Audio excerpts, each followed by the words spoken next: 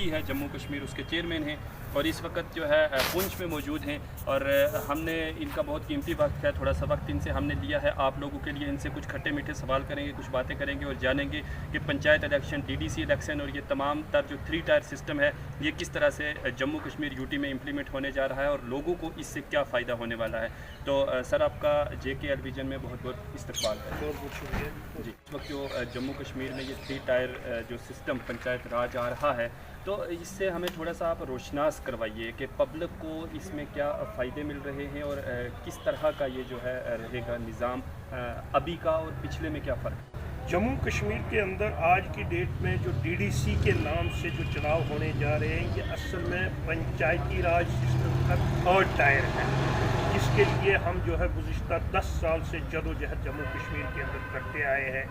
2012 से लेकर इस वक्त 2020 हम शुरू से यहाँ पर जदोजहद करते आए हैं कि जम्मू कश्मीर के अंदर भी 73rd amendment of Indian constitution वो लागू की जाए और 3 टायर सिस्टम पंचायती राज का जैसे मुल्क के बाकी हिस्सों के अंदर है वो भी जम्मू कश्मीर के अंदर लागू किया जाए।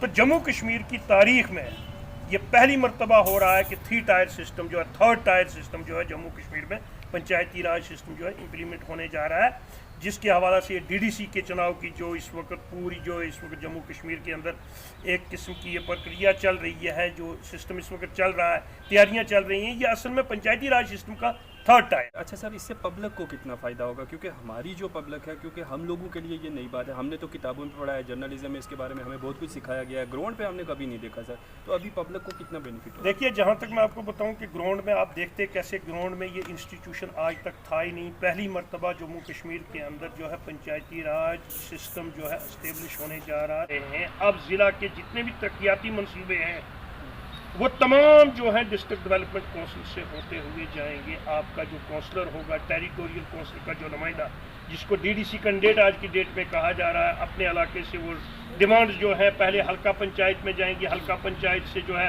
BDC के पास आएंगी, ब्लॉक के अंदर आएंगी, तो ब्लॉक से उसके बाद डिस्ट्रिक्ट डेवलपमेंट काउंसिल के अंदर आएंगी, जहाँ पर आपके ये 14 नुमाइंदे बैठे होंगे, जहाँ पर इनमें से एक चेयरमैन बैठा होगा, वो उस प्लान को अप्रूव करेगा, उसको मंजूरी देगा और तरक्याती अमल जो है वो अब इसके ज़रिए शुरू होगा। इसको लोकल गवर्नेंस कहते हैं। ये लोकल गवर्निंग जो सिस्टम है पंचायती राज के ज़रिए या अर्बन लोकल बॉडीज़ के ज़रिए जो चलता आ रहा है पूरे मुल्क के अंदर, वही सिस्टम अब जम्मू कश्मीर के अंदर होने जा रहा है। अब ये आपके नुमाइंदे होंगे, आपके ज़िला के तरक्याती मनसूबे जितने भी होंगे वो आपके मिनिस्टर या MLA अब तय नहीं करेगा, बल्कि अब ये जो है 3rd टायर या पंचायती राज सिस्टम जो है वो ज़िला की तरक्की के तमाम मनसूबे जो है वो तय करें। अच्छा सर, आप क्या कहेंगे, क्योंकि आप बड़े अरसे से इस चीज़ के साथ जुड़े हैं, आप ग्राउंड लेवल इससे आप जानते हैं, अच्छी तरह वाकिफ़ हैं। सर, कौन ऐसा शख्स, आप किसको यानी कि ये क्रेडिट देंगे जिसने 3 टायर सिस्टम जो है जम्मू कश्मीर में लाया। देखिए, मैं आपको पहले ही बात बताऊं कि पहले सवाल में ही मैंने आपको कहा था कि जम्मू कश्मीर के अंदर 3 टायर पंचायती राज सिस्टम या कंप्लीट पंचायती राज सिस्टम कायम किए जाने की खातर 2012 से हमने ये जदोजहद शुरू की है। 2012 में 2011 में जब पंचायत इलेक्शन जम्मू कश्मीर के अंदर पहली मरतबा हुए थे, उसके बाद उस टाइम मैं भी सरपंच बना था। उसके बाद हमने एक ऑर्गेनाइजेशन बनाई जम्मू कश्मीर लेवल पर, उसका नाम ऑल J&K पंचायत कॉन्फ्रेंस रखा और उस बैनर के तहत यहाँ से लेकर दिल्ली तक हमने जो है जदोजहद की। उस वक्त कांग्रेस की सरकार थी, उस वक्त भी बहुत ज़्यादा जदोजहद हमने की। उसके बाद जो मौजूदा सरकार है इस वक्त, जो भारतीय जनता पार्टी की सरकार मरकज़ के अंदर, इसके साथ भी हमने अपना जो है वो तालमेल रखा और अपनी ये जदोजहद जारी रखी। तो मैं ये समझूंगा कि जाहिर सी बात है कि इस वक्त जो चुनाव करवाने जा रही है मरकज़ के अंदर मौजूदा सरकार है, ख़ासकर जो इस वक्त मौजूदा प्राइम मिनिस्टर हैं, उनका इस वक्त जो है जम्मू कश्मीर के अंदर पंचायती राज को कायम करने के लिए एक बहुत बड़ा ज़बरदस्त फोकस रहा है और तरजीह रही है। तो जाहिर सी बात है जो इसका क्रेडिट जो है इस वक्त मौजूदा सरकार को ही देना पड़ेगा। अलबत्ता सबसे ज़्यादा क्रेडिट जो है वो हमारी उस ऑर्गेनाइजेशन को देना पड़ेगा जिसने 2012 से लेकर 2020 तक इसकी जदोजहद। अपनी पार्टी जो है आपने ज्वाइन कर लिया है, तो उधर से आप मरकज़ की तारीफ भी कर रहे हैं। सर, अपनी पार्टी और मरकज़ का रिश्ता क्या है। देखिए, मैं इस पर तो आपको नहीं कहूँगा कि अपनी पार्टी और मरकज़ का रिश्ता क्या है। रियासत जम्मू कश्मीर के जितने नुमाइंदे हैं मरकज़ के अंदर, हमारी जो सरकार है वो सिर्फ जो है किसी एक खिते के लिए नहीं है, पूरे मुल्क के लिए है। और जब जम्मू कश्मीर मुल्क का हिस्सा है तो मरकज़ का यहाँ पर जाहिर सी बात है जिस सरकार के तय या जिस सरकार के निज़ाम में हम जी रहे हैं, तो जो भी कुछ काम इस वक्त जम्मू कश्मीर के अंदर हो रहा है, अच्छा या हो रहा है या बुरा हो रहा है, अगर पंचायती सिस्टम को आप अच्छा कहते हैं तो उसका क्रेडिट आपको मरकज़ को देना पड़ेगा। अगर जम्मू कश्मीर के अंदर कुछ गलत हो रहा है, उसका क्रेडिट भी आपको मरकज को ही देना पड़ेगा, उसकी जिम्मेदार भी मरकज ही है। रहा सवाल आपने ये कहा कि अपनी पार्टी का, मैं ये नहीं कहूँगा कि तमाम पार्टियां जितनी भी जम्मू कश्मीर के अंदर मेन स्ट्रीम पॉलिटिकल पार्टीज हैं वो मरकज के साथ मिल के ही चलेंगी, क्योंकि मरकज ही एक जो है मरकजी सरकार भी एक आइन और कानून के तहत जो है वजूद में आती है, और जम्मू कश्मीर के अंदर मेन स्ट्रीम पॉलिटिकल पार्टीज भी एक आइन के तहत चलती हैं। तो जब एक आइन के तहत जितने भी लोग चलते हैं वो जाहिर सी बात है एक जुमरे के अंदर आते हैं। वो कौन सी पार्टी है यहाँ पर जो मरकज के आइन को नहीं मानती है, तो जाहिर सी बात है उस पार्टी को तो हम अलग रखेंगे। जो आइन के तहत इलेक्शन लड़ते हैं, जो आइन के तहत तमाम चीज़ें कर रहे हैं, तो वो जाहिर सी बात है मरकज के तहत ही आएंगे, उसमें आप नहीं। अब आपने ये सवाल कहा कि आपने मरकज की तारीफ करेंगे, जब यहाँ पर आपने ये पूछा है कि जम्मू कश्मीर के अंदर ये चुनाव का इनिशिएटिव अगर इस वक्त चल रहा है वो मरकज की सरकार कर रही है, मैं भारतीय जनता पार्टी का जिक्र नहीं कर रहा हूँ, लेकिन मरकज की सरकार का जिक्र कर रहा हूँ। और इसी मरकज की सरकार के सामने हमने ये मामलात उठाए, हमने ये मुतालबा किया कि जम्मू कश्मीर के अंदर पंचायती राज सिस्टम को कायम किया जाए। उस सरकार ने अगर हमारा माना है तो जाहिर सी बात है ये क्रेडिट तो हम उसी को देंगे। गुपकार अलायंस बना, आप अब जो है अपनी पार्टी की बात कीजिए तो रीजनल पार्टी है, कोई सेंटर की पार्टी तो है नहीं है। आपने गुपकार अलायंस में भी हिस्सा नहीं लिया, अब जो है आप किसी यानी कि अपनी पार्टी के तौर पर आप इलेक्शन लड़ रहे हैं। सर कौन सा मुद्दा, कौन सा जो है इनिशिएटिव लेकर आप निकले हैं मैदान में? गुपकार के नाम से जो अलायंस वजूद में आया था 4 अगस्त 2019 को, आपको मालूम है किस बुनियाद पर आया था? जी बताइए। वो आर्टिकल 370 को बचाने की बुनियाद पर आया था। ठीक है। जब आर्टिकल 370 को बचाना था, आप मुझे मैं पहला सवाल सीधा पूछता हूँ, आर्टिकल 370 एब्रोगेट कहाँ हुआ? हिंदुस्तान की पार्लियामेंट में। हिंदुस्तान की पार्लियामेंट के अंदर किन के मेंबरान थे? 2 पीडीपी के राज्यसभा के मेंबरान थे, बल्कि 3 राज्यसभा के मेंबरान थे, तो 3 नेशनल कॉन्फ्रेंस के लोकसभा के मेंबरान थे। जिस पार्लियामेंट के अंदर आर्टिकल 370 को एब्रोगेट किया जा रहा था 5 अगस्त को, तो 3 अगस्त को फारूक अब्दुल्ला साहब श्रीनगर क्या लेने आ गए थे? या उनके मेंबरान ने उसी पार्लियामेंट से फिर रिजाइन क्यों नहीं किया जिस पार्लियामेंट ने आर्टिकल 370 को तोड़ा? फिर इनकी कौन सी वजूहात बनती थी, कौन सी जवाजियत बनती थी उस पार्लियामेंट के अंदर कंटिन्यू रहने की जिस पार्लियामेंट ने आर्टिकल 370 तोड़ा? ये किन लोगों को बेवकूफ बना रहे हैं? गुपकार अलायंस बना था आर्टिकल 370 को बचाने की खातिर। उमर अब्दुल्ला ने ऑन रिकॉर्ड कहा मैं तब तक इलेक्शन नहीं लड़ूंगा कि जब तक आर्टिकल 370 या जम्मू कश्मीर का स्पेशल स्टेटस बहाल नहीं होता। तो आज उसकी नेशनल कॉन्फ्रेंस किस लिए इलेक्शन लड़ रही है? फिर महबूबा मुफ्ती ने कहा था कि मैं तब तक झंडे को हाथ नहीं लगाऊंगी, कोई इलेक्शन नहीं लड़ूंगी जब तक आर्टिकल 370 यहाँ पर जो है रिस्टोर नहीं होता। आज उसकी पीडीपी किस लिए इलेक्शन लड़ रही है? ये तमाम ड्रामाबाजी है, ये तमाम जो है ये खोखले दावे हैं और ये खाली नारे हैं। ये आज फिर लोगों को बेवकूफ़ बनाने जा रहे हैं। मैं आपको ये कहना चाहता हूँ, ये तमाम पॉलिटिक्स जो पावर पॉलिटिक्स है, जो ही इलेक्शन का बिगल बजा, जो ही हड्डी इनके सामने पड़ी तो तमाम इलेक्शन लड़ने के लिए तैयार आ गए। और खासकर ये लोग नेशनल कॉन्फ्रेंस या पीडीपी की मैं बात करूँ, कांग्रेस की तो बात ही नहीं मैं करूँगा, वो तो पाँव से सर तक जो है करप्शन के अंदर डूबी हुई जमात है पूरे हिंदुस्तान के अंदर, सिर्फ जम्मू कश्मीर के अंदर ही नहीं। लेकिन मैं इनकी आपको बात करूं, जहां पर नेशनल कॉन्फ्रेंस या पीडीपी की इनकी मैं बात करूं कि साहब 2018 के अंदर जब पंचायत चुनाव का पहला जो चरण हुआ था, जिसको फर्स्ट टायर कहते हैं, उस वक्त नेशनल कॉन्फ्रेंस ने भी बाइकआउट किया था, पीडीपी ने भी बाइकआउट किया था, चुनाव हमने करवा दिए थे। 2019 के अंदर जब 7 टायर के चुनाव हुए उस वक्त भी इन्होंने बाइकआउट किया। इनको आर्टिकल 370 भूल गया। अरे साहब, अगर आप आर्टिकल 370 के लिए जदोजहद कर रहे हो तो फिर इस चुनाव में किस लिए आ सकती है? आप पार्लियामेंट के अंदर उसको नहीं बचा सके, अब म्यूनसिपलिटी के और पंचायत के चुनाव लड़के आर्टिकल 370 को बचाओगे? नहीं, इस बात से मैं बिल्कुल एग्री नहीं करता हूं कि आर्टिकल 370 के हटने से जम्मू कश्मीर को कोई फायदा हुआ है, बल्कि जम्मू कश्मीर को नुकसान हुआ है। जम्मू कश्मीर का हर बाशिंदा ये बात मानता है, ये बात मैं भी मानता हूँ कि आर्टिकल 370 को एब्रोगेट करना किसी भी सूरत में जम्मू कश्मीर के मफाद में नहीं था।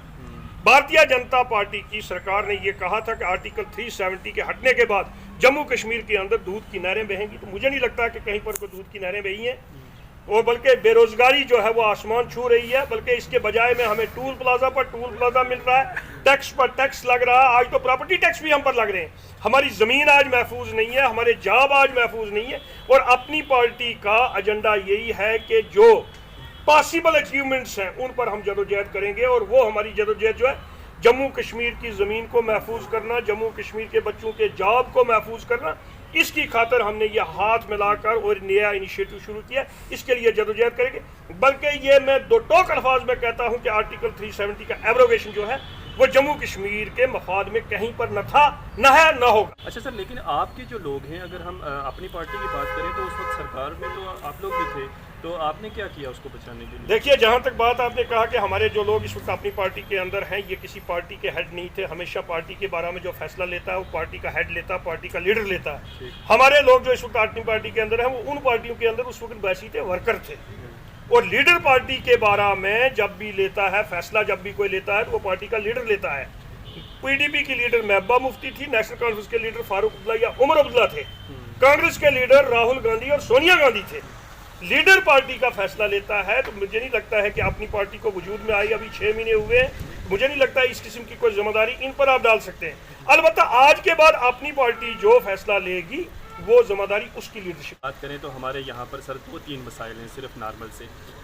हमारी यहाँ पर सर रोडों का मसला है और सबसे बड़ा हमारा डिस्ट्रिक्ट हॉस्पिटल पुंछ है। अगर हम बात करें रजौरी तक से लोग यहाँ पर आते हैं, लेकिन यहाँ पर डॉक्टर्स नहीं है। हमारे जो हमारी मशीन है, CT स्कैन नहीं चल रहे हैं, MIR नहीं है, डिजिटल एक्सरे तक यहाँ पे नहीं है, टेस्ट का कोई यहाँ पे माहौल नहीं है।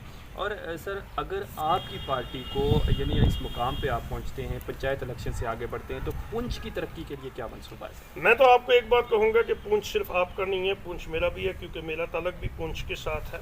मैं तो ऑन रिकॉर्ड आपके कैमरा पर कहूँगा कि पुंछ ज़िला के अंदर करप्शन अपने इंतहा पर है, हर सेक्टर के अंदर। चाहे आपका अस्पताल हो, चाहे आपकी दूसरी एडमिनिस्ट्रेशन हो, जहाँ पर भी हो, जिस सेक्टर के अंदर भी जाओ उस सेक्टर के अंदर करप्शन अपने इंतहा पर है। मैं तमाम जितने DDC का चुनाव यहाँ पर कैंडिडेट लड़ रहे हैं पुंछ ज़िला के अंदर, 14 के 14 से मैं ये कहता हूँ, अपने सीने पर हाथ रख कर कसम खा के बोलिए कि आप लोग अगर चुनाव जीतोगे तो पुंछ के अंदर सबसे बड़ी लड़ाई जो लड़ोगे आप वो करप्शन के खिलाफ लड़ोगे। जो आदमी पुंछ के अंदर करप्शन के खिलाफ लड़ाई लड़ने का अलम बुलंद करता है, झंडा बुलंद करता है, मुझे लगता है कि पुंछ के लोगों को उसी को वोट देना चाहिए। और इसकी जिम्मेदार हम लोग खुद हैं। अगर आज की डेट में भी पुंछ के लोग कहीं ज़ात की बुनियाद पर, कहीं बरादरी की बुनियाद पर, कहीं पैसे की बुनियाद पर जो है वोट देंगे और अपने नुमाइंदे चुन के आगे भेजेंगे, तो मुझे लगता है कि इनकी किस्मत जो है फिर बदलने वाली नहीं है, इनका फ्यूचर कहीं बदलने वाला नहीं है। अगर सही मानों में ये लोग चाहते हैं कि पुंछ की तरक्की हो या पुंछ के अंदर रिश्वतस्तानी का खात्मा हो, ये इनको आज ही इलेक्शन में ही तय करना पड़ेगा और अपने कैंडिडेट से ऑन रिकॉर्ड ये हल्फ करवाना पड़ेगा कि वो जीतने के बाद करप्शन के खिलाफ लड़ाई लड़ेंगे। जब आप करप्शन के खिलाफ लड़ाई लड़ोगे, हर सेक्टर के अंदर जब करप्शन खत्म हो जाएगी, चीज़ें खुद ब खुद जो है वो लाइन पर आ जाएंगी। ये करप्शन ही एक चीज़ है जो आपकी डेवलपमेंट को आगे नहीं बढ़ने देती, जो मसावात नहीं होने देती, जो जस्टिस नहीं होने देती, ये सिर्फ करप्शन है। चलिए, करप्शन को ख़त्म करने की बहुत ज़रूरत है और करप्शन वाकई ही एक हमारे समाज में नासूर है जिसे ख़त्म करना होगा। सर, वक्त बहुत कम है, हमारा प्रोग्राम अपने जो है इख्तिताम को पहुंच रहा है। आखिर में क्या पैगाम है लोगों के लिए और आपके जो नुमाइंदगान यहाँ पे इलेक्शन लड़ रहे हैं उनके नाम भी लोगों को बता दीजिए और अपना पैगाम बहुत। देखिए, खुद हो आज आपको तय करना पड़ेगा कि आज की डेट में जो एक्सरसाइज चल रही है इलेक्शन के नाम से, अगर आज की डेट में भी आप अपनी किस्मत का फैसला ना कर सके, सही इंतखाब ना कर सके, इसके ज़िम्मेदार कल आप लोग खुद होंगे। 5 साल के लिए जिन लोगों को अपनी किस्मत का मुहाफ़िज़ बनाने जा रहे हो, आज अच्छे तरीके से परख लो, इन कैंडिडेट्स का पास्ट देख लो, इनकी तमाम अहलियत देख लो, इनकी ऑनेस्टी देख लो और एक ही चीज़ पर वोट दो। इन लोगों से हलफ लो कि ये करप्शन के खिलाफ एक लड़ाई लड़ेंगे पुंछ के अंदर। मेरी रिक्वेस्ट यही रहेगी तमाम लोगों के साथ। और ख़ासकर मैं ये चीज़ कहूँगा, ये जो एस्टेब्लिश्ड यहाँ पर जो रूप बदल बदल के जो पार्टियाँ चल रही हैं, नारे बदल बदल के, इनको उखाड़ बाहर फेंको। जहाँ पर अपनी पार्टी के कैंडिडेट अगर आपको फिट आता है आप उसको वोट दो, अगर नहीं आता आपके पास इंडिपेंडेंट कैंडिडेट है आप उनको जिताइए। लेकिन ये जो रवायती सियासतदान बोसीदा सियासतदान है, इन रवायती सियासतदानों को उखाड़ फेंकिए। तो जम्मू कश्मीर व लद्दाख का सबसे बड़ा talk show Jammu Kashmir live talk show में सैयद नियाज़ शाह के साथ इतना ही। अगले किसी प्रोग्राम में हम किसी नई पर्सनैलिटी, किसी नई शख्सियत और किसी नए मुद्दे के साथ बात करेंगे और आपको दिखाएंगे कि क्या हो रहा है आपको गिरदोनवा में और किस तरह से DDC इलेक्शन पहुँच रहे हैं पाया तकमील तक। तो मीर साहब, हमारे साथ बात करने के लिए आपका बहुत बहुत शुक्रिया।